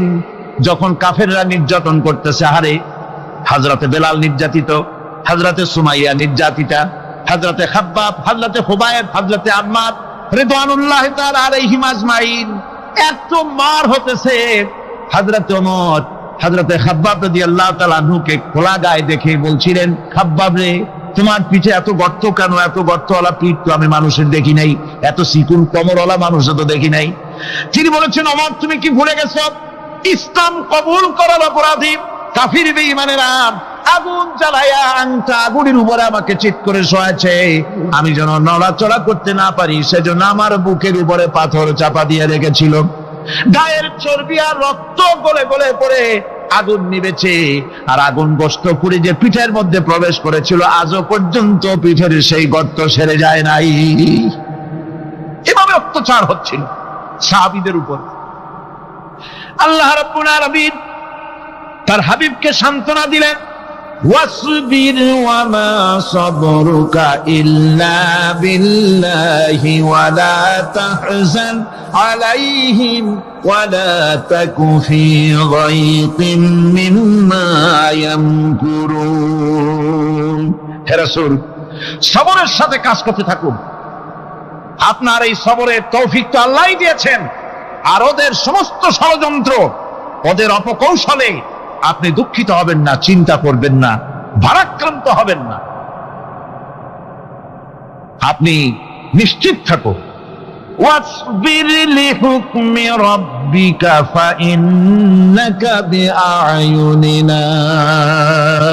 হে নবী, আপনার রবের চূড়ান্ত ফয়সালা আসা পর্যন্ত ধৈর্য ধারণ করুন। আপনি তো আমার চোখের সামনে। সুবহানাল্লাহ, সুবহানাল্লাহ। আপনি আমার চোখের সামনে। কে আপনাকে কি করবে আমি দেখবো না? সুবহানাল্লাহ। মন্ত্রী যদি, এই সলিমুদ্দিন মার্কা মন্ত্রী যত আছে, এই মন্ত্রীরা যদি কয় ব্যথাতে ভয় কিসের? আমি তোকে দেখছি না? সাহসটা কেমন বাড়ে, কেমন বাড়ে সাহস। আর এ কোনো মন্ত্রী ছাতা মাতা না, কোন প্রেসিডেন্ট রাজা বাদশা না, আকাশ আর জমিনের মালিক আমার আল্লাহ রাব্বুল আলামিন বলছেন, হাবিব, কোনো চিন্তা নাই, আপনি আমার চোখের সামনে। ওরা চায় আপনাকে দুনিয়া থেকে মিটাই দিতে, আর আমি চাই ওয়ারাফানা লাকা যিকরাক, আপনার প্রশংসা তো হবে গোটা বিশ্ব জুড়ে, সর্বত্র ছড়িয়ে যাবে আপনার নাম। সুবহানাল্লাহি বিহামদিহি। আল্লাহ পাক অন্যত্র বলেছেন, ওয়ালাকাদ কুযযিবাত রুসুলুম মিন ক্বাবলিকা ফাসাবারু আলা মা কুযযিবু ওয়া উযু হাত্তা আতাহুম নাসরুনা। হে মুহাম্মদ সাল্লাল্লাহু আলাইহি ওয়াসাল্লাম, আপনার পূর্বে অসংখ্য নবী রাসূল এই পৃথিবীতে আসছে এবং জুলুম আর নির্যাতনের শিকার তারা হয়েছেন। অবশেষে তাদের প্রতি আল্লাহর সাহায্য এসেছে। সুতরাং আপনাকেও ধৈর্য ধারণ করতে হবে। ধৈর্য ছাড়া কোনো পথ নাই। ধৈর্য আপনাকে ধারণ করতেই হবে। আর এই ধৈর্য ধারণ করলে পরে আল্লাহর চূড়ান্ত ফয়সালা আসবে, তখন আল্লাহ পাক মেহেরবানি করবে। আমার ভাইরা, এই ধৈর্য পৃথিবীর সমস্ত পয়গম্বররা ধৈর্য অবলম্বন করেছেন, কখনো অধৈর্য হন নাই। দিন কায়েমের সংগ্রামে নবী রাসূলগণ দারুণ ভাবে সবর ইখতিয়ার করেছেন। বৃদ্ধবাদীদের সকল রকমের নির্যাতন, অপকৌশল, ষড়যন্ত্র, এই সব কিছু মোকাবেলা করেছেন ধৈর্যের নীতি অবলম্বন করি। কখনো ধৈর্যচ্যুতি তাদের মধ্যে ঘটেনি, বরং আল্লাহ রাব্বুল আলামিন তাদের প্রতি সন্তুষ্ট হয়েছেন। যারা এই ধৈর্য ধরেছে তাদের উপরে সন্তুষ্ট হয়ে আল্লাহ রাব্বুল আলামিন বলেছেন, ওয়া কাআইয়্যিম মিন নাবিয়্যিন কাতালা মাআহু রিব্বিয়ুন কাসীর। এর আগে অনেক নবী এসেছিলেন যাদের সাথে বহু আল্লাহওয়ালা লোক লড়াই করেছেন। ফামা ওয়াহানু লিমা আসাবাহুম ফি সাবিলিল্লাহি ওয়া মা যাআফু ওয়া মাস্তাকানু। আল্লাহর পথে তাদের উপর যত বিপদ এসেছিল তারা হতাশ হয়ে পড়েন নাই, দুর্বলতা দেখাননি, বাতিলের সামনে মাথাও নত করেন। ওয়াল্লাহু ইউহিব্বুস সাবিরিন। আর আল্লাহ পাক ধৈর্যশীল যারা তাদেরকে আল্লাহ পাক ভালোবাসেন। আমার ভাইরা, ধৈর্যের পরিচয় রাসূল করিম সাল্লাল্লাহু আলাইহি ওয়াসাল্লাম উহুদের ময়দানে যখন আক্রান্ত হয়ে গেলেন, চতুর্দিকে কাফেররা ঘিরে ধরেছে, বাঁচার কোনো পথ নাই। সাহাবায়ে কিরাম রাসূলকে পাহারা দিলেন। যারা রাসূলকে পাহারা দিতে দাঁড়াইছেন, জীবন দিয়া পাহারা দিতে দাঁড়ায় গেছে, রাসূলের দিকে মুখ দিয়া, পিঠটা বাইরের দিকে দিয়ে রাসূলকে পাহারা দেওয়া শুরু করেছেন। হুজুরকে পাহারা দিতে যারা দাঁড়িয়েছিলেন, কাফের কর্তৃক নিক্ষিপ্ত কি তীরগুলি এসে যখন বিঁধতেছিল, শুধু একজন সাহাবী হযরত তালহার পিঠের ভিতরে রাসূলকে হেফাজতের জন্য 80টা তীর একজনের পিঠের মধ্যে দিয়ে ঢুকেছে। এক অসতর্ক মুহূর্তে নবীজির জানদান মোবারক শহীদ হয়ে গেল, শিরস্থান ভেঙে গেল, লোহার কড়া প্রবিষ্ট হয়ে গেল কপালের ভিতরে। হুজুর মাথা ঘুরে পড়ে গেলেন। হযরত আবু উবাইদা রাদিয়াল্লাহু তাআলা আনহু হুজুরের মস্তক মোবারককে কোলে করে নিয়ে তারপরে বহু কষ্ট করে মাথা থেকে লোহার কড়া বের করলেন। এবার ওই কড়ার ছিদ্র দিয়ে রক্ত আসতেছে, মুখ দিয়ে রক্ত পড়তেছে, দাড়ি ভিজে যাচ্ছে।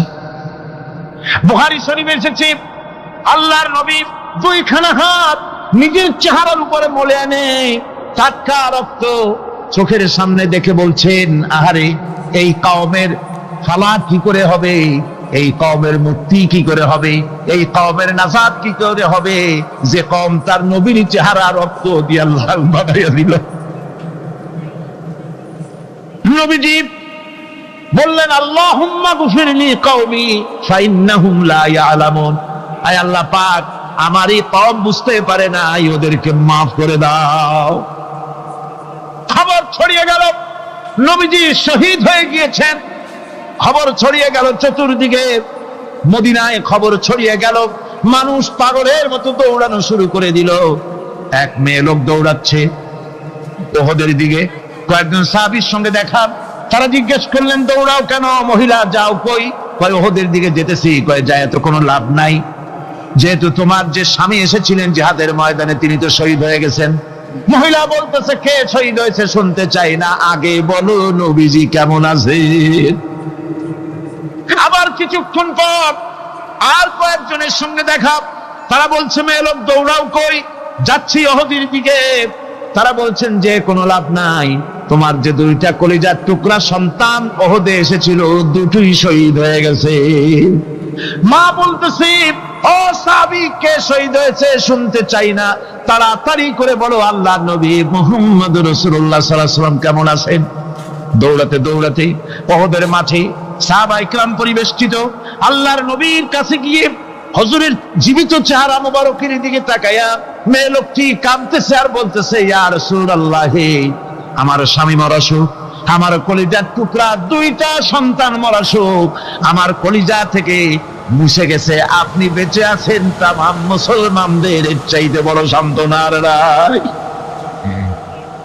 ভাইরা আমার, রাসূল করিম সাল্লাল্লাহু আলাইহি ওয়াসাল্লাম এভাবে করে ধৈর্যের পরিচয় দিয়েছেন। গালাগালি দেন নাই, রাগ করেন নাই, বদদোয়া করেন নাই? সুবহানাল্লাহ কোন, সুবহানাল্লাহ। ভাইরা আমার, এই সবর এমন মহান বৈশিষ্ট্য, এর মধ্যে রয়েছে জিহাদের ময়দানে যদি লোক কম হয় আর যদি তাদের মধ্যে সবর থাকে, বেশি সংখ্যক লোকের উপরে আল্লাহ পাক সবরকারীদেরকে বিজয়ী করে দিবেন। কোরআনে কারীমে রব্বুল আলামিন বলেন, কাম মিন ফিয়াতিন কালিলাতিন গালাবাত ফিআতান কাসীরাতাম বিইذনিল্লাহ ওয়াল্লাহু মা'আস সাবিরিন। এমন ঘটনার বহু নজির আছে যে কম সংখ্যক লোকেদের উপরে আল্লাহ পাক, বেশি সংখ্যক লোকেদের উপর আল্লাহ পাক কম সংখ্যক লোকদেরকে জয়ী করে দিয়েছেন। ওয়াল্লাহু মা'আস সাবিরিন, আর আল্লাহ আছে ধৈর্যশালীদের সাথে। আল্লাহ আছে কাদের সাথে? দেখেন না বদরের কামটা, বদরের ময়দান, 313 জন মুসলমান, অস্ত্রপাতি নাই, সামান্য সামান্য অস্ত্র, আর কাফেরেরা এসছে হাজারেরও বেশি। আমার বন্ধুগণ, ধৈর্য কত বড় কাম দিল! ধৈর্য ধারণ করেছেন তারা, আল্লাহর উপরে ভরসা করেছেন। আল্লাহ রাব্বুল আলামিন অস্ত্রের কাজ কি দিয়া করায় দিলেন। একজন সাহাবী এসে বলছেন, হুজুর, জিহাদের ময়দান, ইসলামের প্রথম জিহাদ, আমার কাছে তো অস্ত্র নাই, মেহেরবানি করে একটা অস্ত্র আমারে দেন, আমি লাফায় পড়ি জিহাদের মধ্যে। হুজুর বলেন, অস্ত্র তো আমার কাছে নাই, দিবটা কি? সাহাবী বলছেন, হুজুর, অস্ত্র না থাকে যা পারেন তাই দেন, আপনার হাত দিয়ে যা দিবেন আমি দাঁড়ায় থাকতে পারবো না, জিহাদে আমাকে শরীক হতেই হবে। নবীজি কাছে পেলেন একখানা শুকনা খেজুরের ডালখানা তুলে সাহাবীর হাতে তুলে দিলেন। সাহাবী বলেন, রাসূলের হাতের দেওয়া শুকনা খেজুরের ডালটা নিয়ে আমি যখন কাফেরদের ভিড়ের মধ্যে ঝাঁপায় পড়ে যখন শুকনা খেজুরের ডাল দিয়ে আঘাত দিলাম, তখন ধারালো তরবারে দিয়ে আঘাত করলে যে কাম হয়, শুকনা খেজুরের ডালের আঘাতে কাফের দ্বিখণ্ডিত হয়ে জমিনে পড়ে গেল। ভাইরা আমার, আল্লাহ রাব্বুল আলামিন সবর যারা করে, সংখ্যায় যদি কম হয়, আল্লাহ পাক তাদেরকে বিজয়ী করে দেবেন, এই ওয়াদা আল্লাহ রাব্বুল আলামিন করেছেন। এই সবরের গুণ ছাড়া জান্নাতেও প্রবেশ করা যাবে না। সবর যদি না থাকে বেহেশতে যাওয়া যাবে না। ভালো করে মনে রাখেন, আল্লাহ পাক বলছেন, আম্মা হাসিবতুম আন তাদখুলুল জান্নাতা ওয়া লাম্মা ইয়া'লামিল্লাহুল্লাযীনা জাহাদু মিনকুম ওয়া ইয়া'লামাস সাবিরিন। তোমরা কি মনে করেছো এমনি বেহেশতে চলে যাবা? এটা কি মামু বাড়ির আবদার নাকি? এমনি বেহেশতে চলে যাবা? অথচ আল্লাহ রাব্বুল আলামিন এখনো দেখেন নেননি যে তোমাদের মধ্যে কারা জিহাদ করতে প্রস্তুত, কারা তোমাদের মধ্যে জিহাদ করে জান দেওয়ার জন্য প্রস্তুত, আর কারা ধৈর্যধারী, এটা তো আল্লাহ এখনো দেখে নেন নাই। সুতরাং হক এবং বাতিলের সংগ্রামে লিপ্ত হতে হবে। আল্লাহ দেখতে চান কারা জীবন দিতে চায়। সুতরাং ইসলামী আন্দোলনে যারা শরীক হবে, তাদের বিপদ এবং মুসিবত দিয়ে আল্লাহ রাব্বুল আলামিন তাদের সাহসিকতা এবং ধৈর্যের পরীক্ষা নিবেন। কোরআনে কারীম বলছেন, وَلَنَبْلُوَنَّكُمْ حَتَّى نَعْلَمَ الْمُجَاهِدِينَ مِنكُمْ وَالصَّابِرِينَ وَنَبْلُوَ أَخْبَارَكُمْ। অবশ্যই আমি তোমাদেরকে পরীক্ষার সম্মুখীন করব, আর তোমাদের মধ্যে সত্যিকার মুজাহিদ, দৃঢ়তা অবলম্বনকারী কারা, আমি তা দেখব। এটা যেন আমি দেখে নিতে পারি, সেই জন্য আমি বিপদ এবং মুসিবতের মধ্যে তোমাদের ফেলবো। ধৈর্যধারীদের উপরে আমার রহমত অবশ্যই থাকবে। খবর এমন এক সম্পদ যা ধারণ করলে পরে আল্লাহ রাব্বুল আলামিন রাষ্ট্রীয় ক্ষমতা দান করে দেন। কোন সুবহানাল্লাহ, জোরে কোন সুবহানাল্লাহ। ধৈর্য ধারণ করলে আল্লাহ রাষ্ট্রের মতো বিরাট নিয়ামত আল্লাহ হাতে তুলে দিবেন।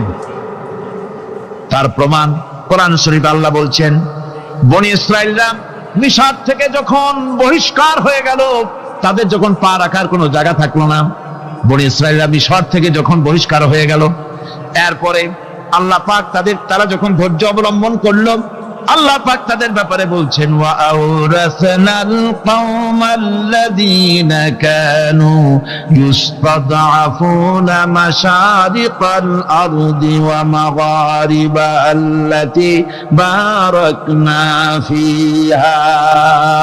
আর তাদের স্থলে আমি নির্যাতিত লোকদেরকে প্রতিষ্ঠিত করলাম। পশ্চিম এবং উত্তরের তাদেরকে আমি পশ্চিম এবং পশ্চিম এবং পূর্বের উত্তরাধিকারী তাদেরকে বানায় দিলাম। বিরাট এলাকা তাদের হাতে আমি তুলে দিলাম। ওয়া তাম্মাত কালিমাতু রাব্বিকাল হুসনা আলা বানি ইসরাঈলা বিমা সাবারু।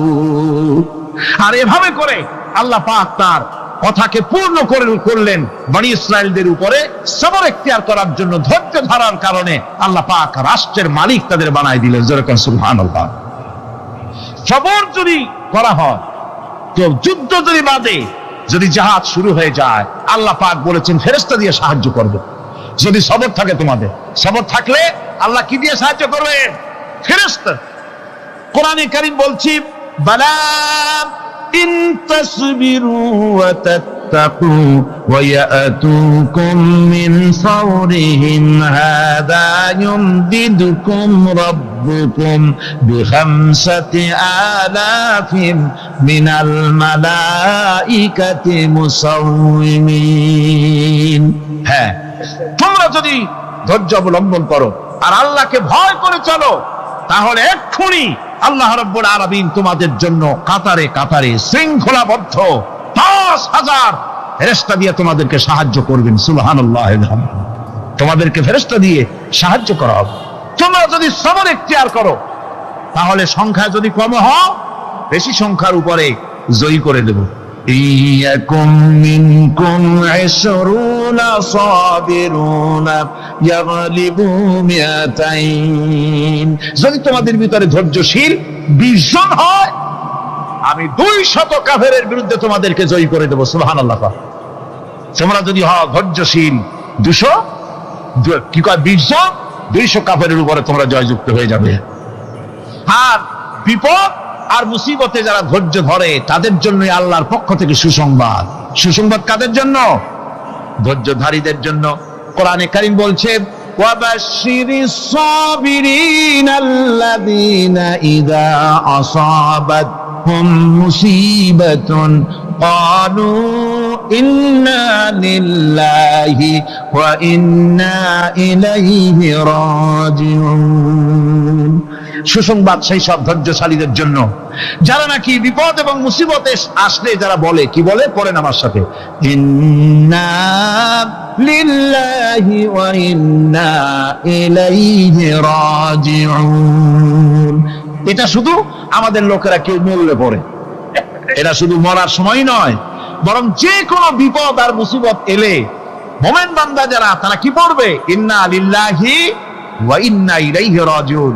নিশ্চয়ই নিশ্চয়ই আমরা আল্লাহর জন্য এবং আমাদের সকলকেই আল্লাহর কাছে ফিরে যেতে হবে, প্রত্যাবর্তিত হতে হবে। সবরকারীদের জন্য রয়েছে জান্নাতের সুউচ্চ সম্মানের জায়গা।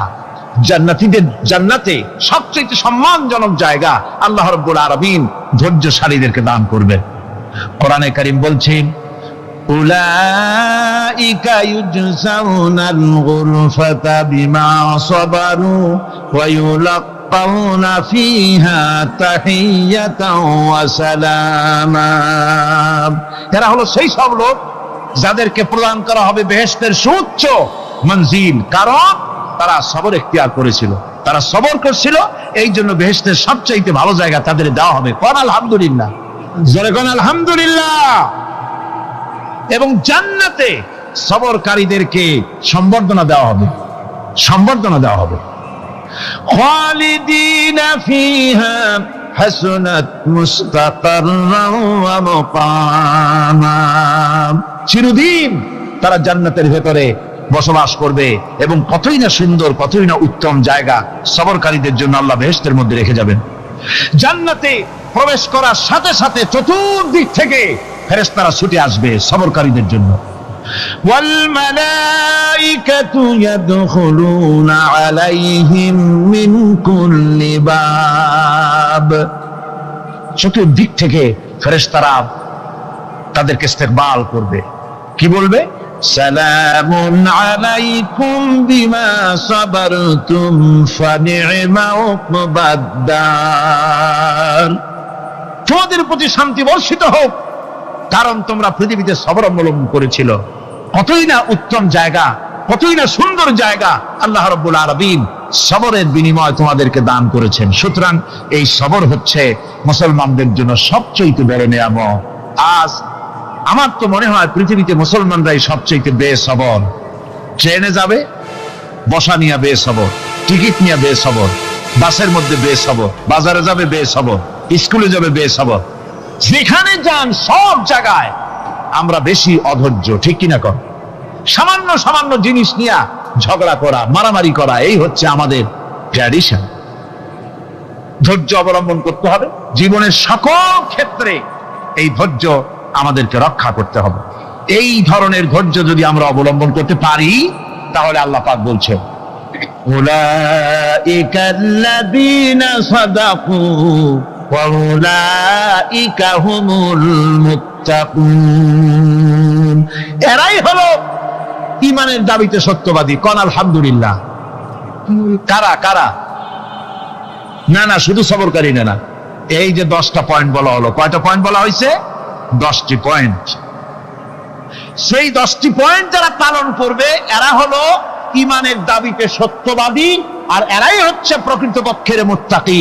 আমরা মুত্তাকি বুঝি দাঁতে ছাতা, দাড়ি টাড়ি আশ্রয় না, জাব্বা জুব্বা গায়ে দিয়ে কোনো জায়গায় পড়ে থাকে। হ্যাঁ, এটা ধরে মুত্তাকি, খুব পরহেজগার। সালাত সত্তর যদি পড়ে তাহলে তো আরো বড় পরহেজগার। জি, আর যদি কাপড় চোপড় মোটেও না থাকে তাহলে তো খাজা বাবা হয়ে গেল। জি, নাউযুবিল্লাহ মিন জালিক। আর আল্লাহ বলছে মুত্তাকি কারে কয়? শোনো, এরে কয় মুত্তাকি যাদের মধ্যে এই 10টা গুণ আছে। এই 10টি সত্য যদি সম্পাদন করতে পারি, যদি আমল করতে পারি, জীবন ধন্য হয়ে যাবে। সেই 10টি কথা আমি আবার আপনাদের স্মরণ পটে তুলে দিতে চাই, প্যাকেট করে পকেটে উঠাই দিতে চাই, যেন বাড়ি নিয়ে যেতে পারেন। 1 নম্বর হচ্ছে 10টি পয়েন্টের 1 নম্বর আল্লাহর প্রতি ঈমান। 1 নম্বরে আল্লাহর প্রতি ঈমান, 2 নম্বরে পরকালের প্রতি ঈমান, 3 নম্বরে ফেরেশতাদের উপর ঈমান, 4র্থ নম্বরে কিতাবের প্রতি ঈমান, 5ম নম্বরে নবীদের প্রতি ঈমান, 6ষ্ঠ নম্বরে সহায় সম্বলহীন, নিকটবর্তী আত্মীয়, ইতিম, মিসকিন, প্রবাসী, মুসাফির, সাহায্য প্রার্থী, এদেরকে মুক্ত করার জন্য এদেরকে সাহায্য প্রদান করা, 7 নম্বরে নামাজ প্রতিষ্ঠা করা, 8 নম্বরে যাকাত আদায় করা, 9 নম্বরে ওয়াদা পালন করা, 10 নম্বরে সবর এখতিয়ার করা। কয়টা হলো? এই 10টি কাজ যদি আমরা পালন করতে পারি, বিপদে মুসিবতে ধৈর্য ধারণ করতে পারি, যত মুসিবত আসুক, আসলে এগুলি কিছু না।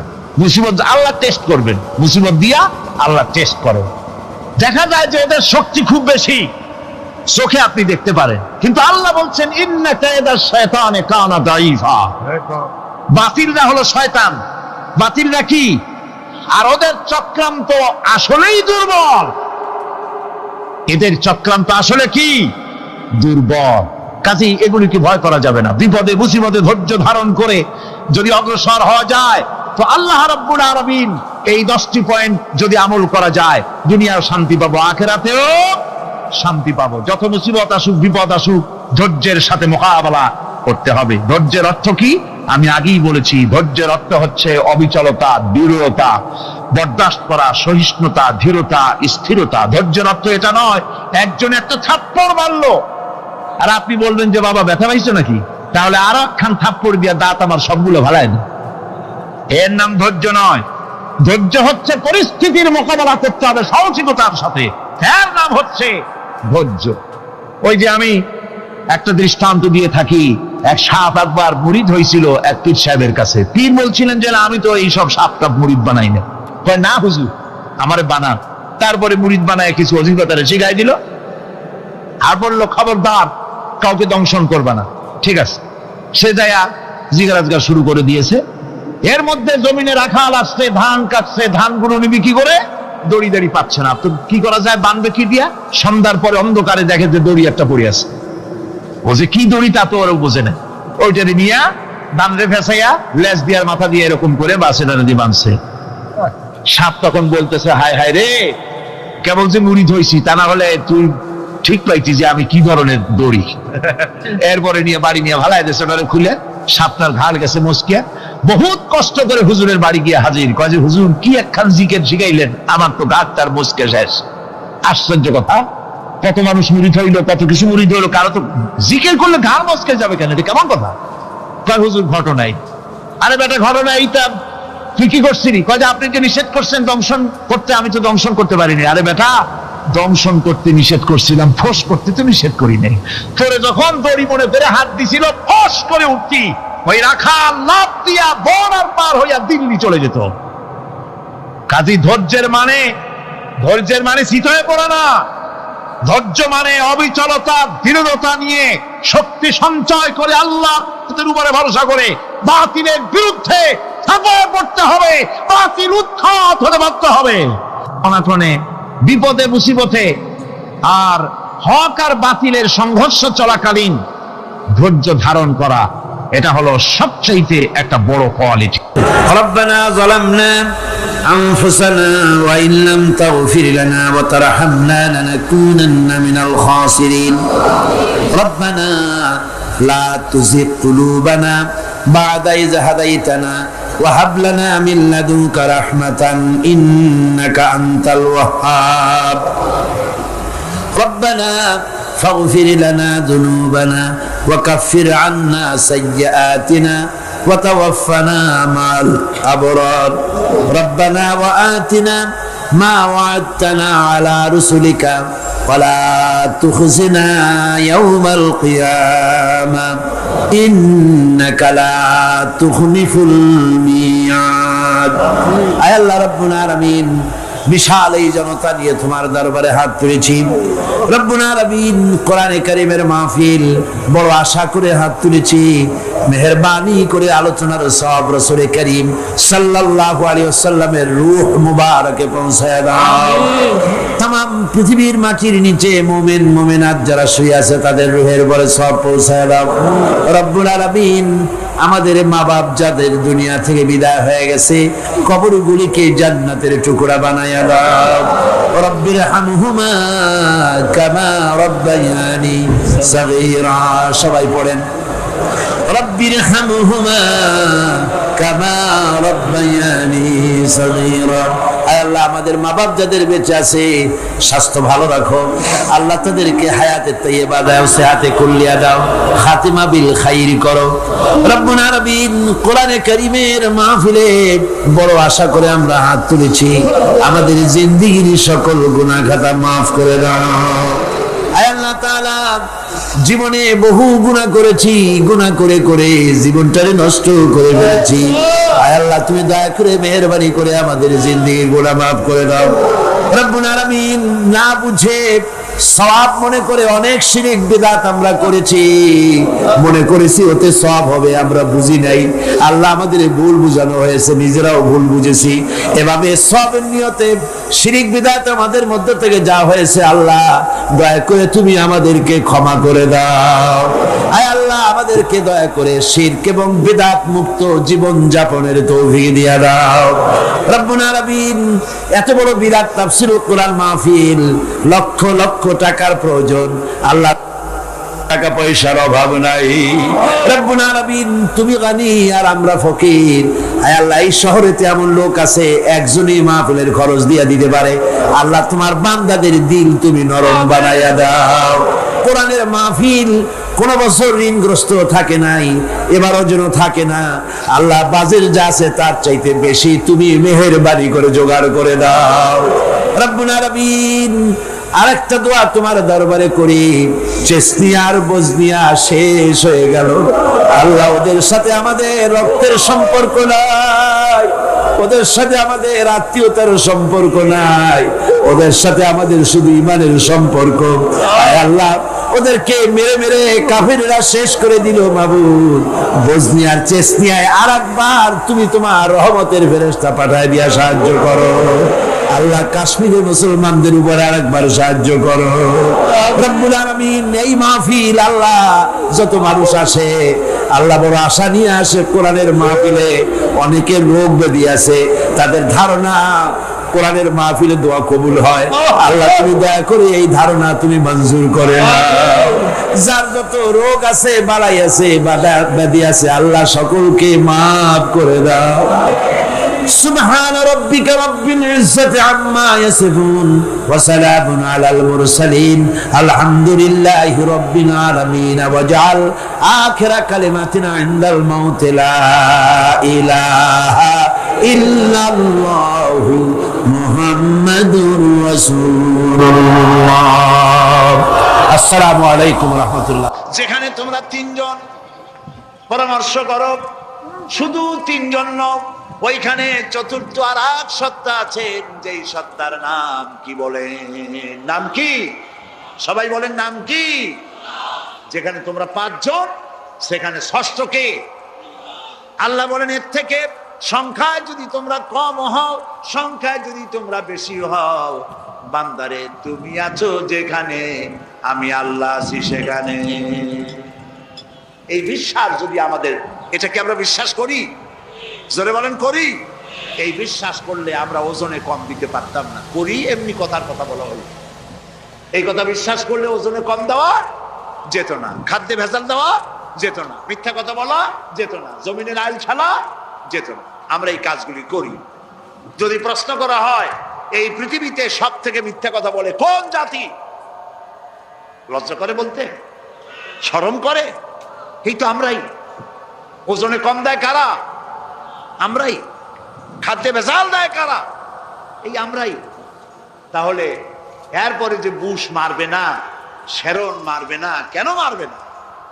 আল্লাহ তাআলা বলেছেন, ওমা আসাবাকুম মিন মুসিবাতিন ফাবিমা কাসাবাত আইদিকুম। তোমাদের উপরে যত বিপদ আসে, সমস্ত বিপদ তোমাদের দুই হাতের কামাই করা, যা কামাই করছো তাই ভোগ করতে হবে। আর আমি তো অনেকগুলো মাফ করে দিয়ে থাকি। প্রিয় ভাই সব, হযরত লোকমান নসিহত করছেন, বাবা কলিজার টুকরা শোনো, ছোট্ট সরিষার দানাও কিয়ামতে আল্লাহ উঠাইবে, সেই জন্য আমলটা যেন তোমার ভালো হয়। কিয়ামতে আমরা যখন উঠবো, আল্লাহ তার আমল নামা ছেড়ে দিবেন। ওই আমল নামা বেঈমানের পিছন থেকে বাঁ হাতে, ইমানদারের সামনে থেকে কোন হাতে? ডান হাতে উপস্থিত হবে। প্রিয় ভাই সব, আমল নামা হাতে পাওয়ার পর বেঈমান বলবে, মালি হাদাল কিতাব লা ইউগাদিরু সাগীরাতান ওয়ালা কাবীরাতান ইল্লা আহসাহা। কি আশ্চর্য কিতাব! ছোট গুনাহ বাদ পড়ে নাই, বড় গুনাহ বাদ পড়ে নাই, এখন যাই কই? বলবে, আল্লাহ এই সব পাপ আমি করি নাই, সব ফেরেশতারা বানায় বানায় লিখছে। নাউযুবিল্লাহ। আল্লাহর সামনে মিথ্যে কথা বলবে মানুষ, জাহান্নামের ভয় মিথ্যে কথা বলবে, বলবে আল্লাহ এগুলি আমি করি নাই, বানায় বানায় লিখছে ফেরেশতারা।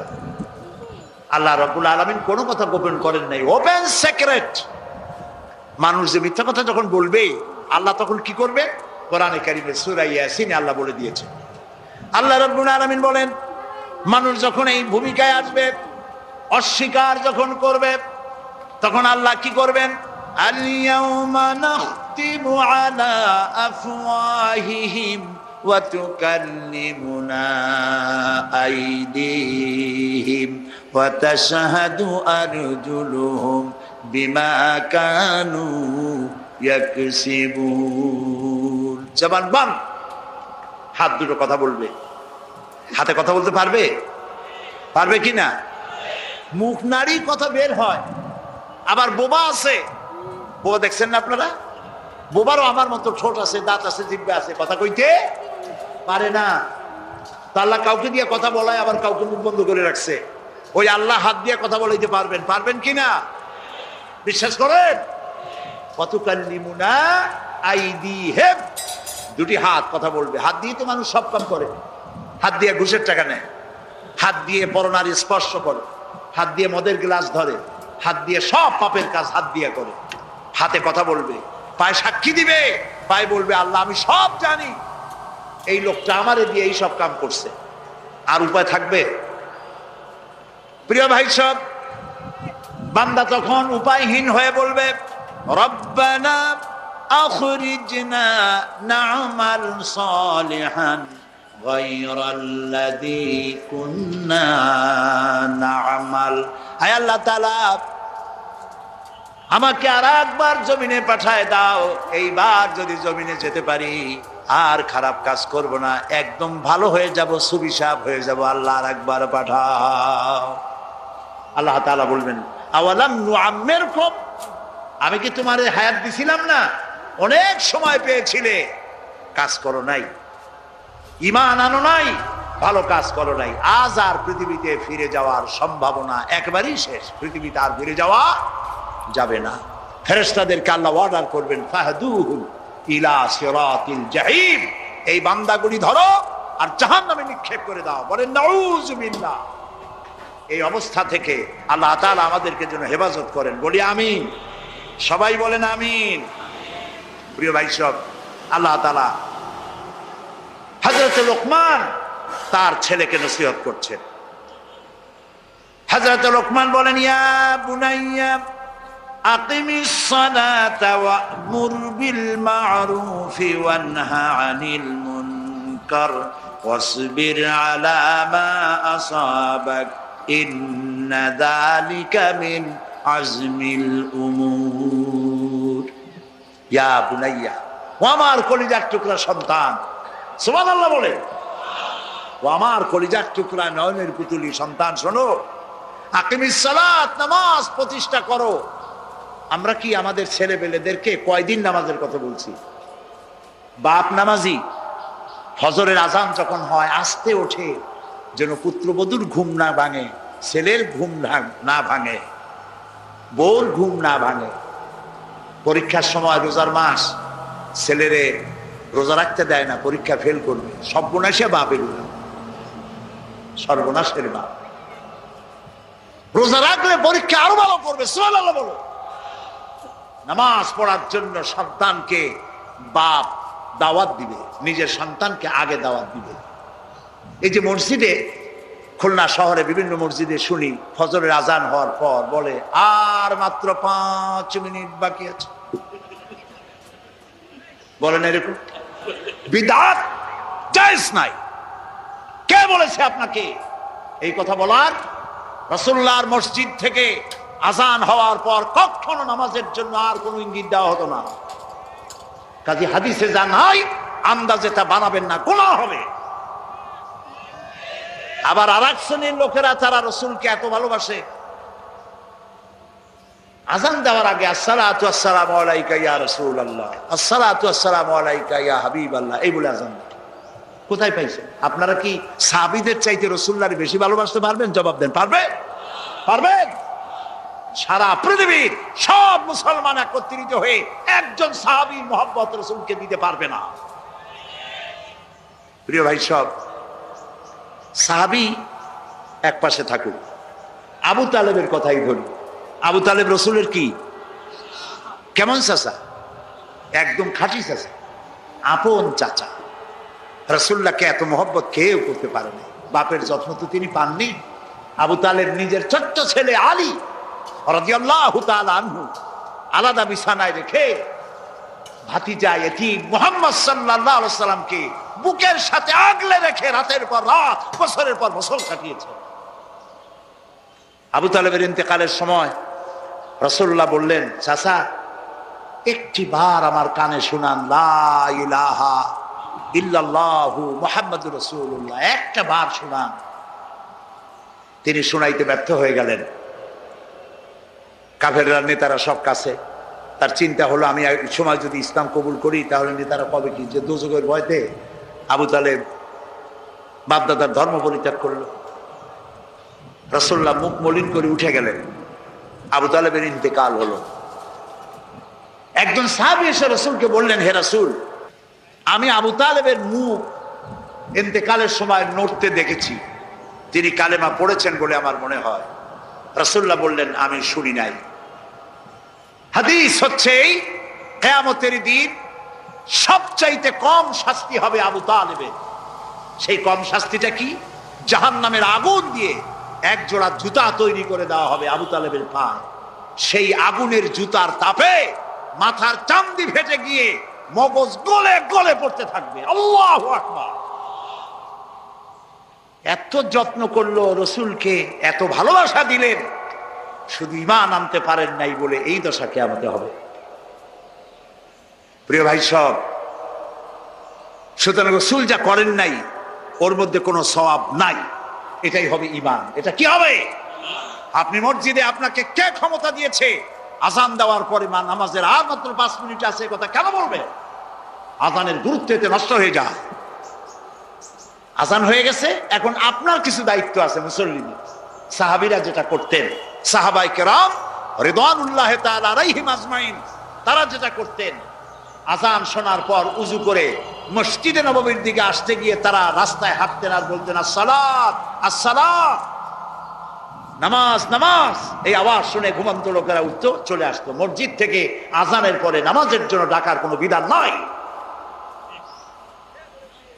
প্রিয় ভাই সব, নামাজ জীবনের শ্রেষ্ঠ ইবাদত। জীবনের কি ইবাদত বলেন? এর থেকে বড় ইবাদত আর নাই। হযরত মূসা আলাইহিস সালাম সর্বপ্রথম আল্লাহর কাছ থেকে যে ওহীটা পেলেন, সে ওহীটা কি ছিল?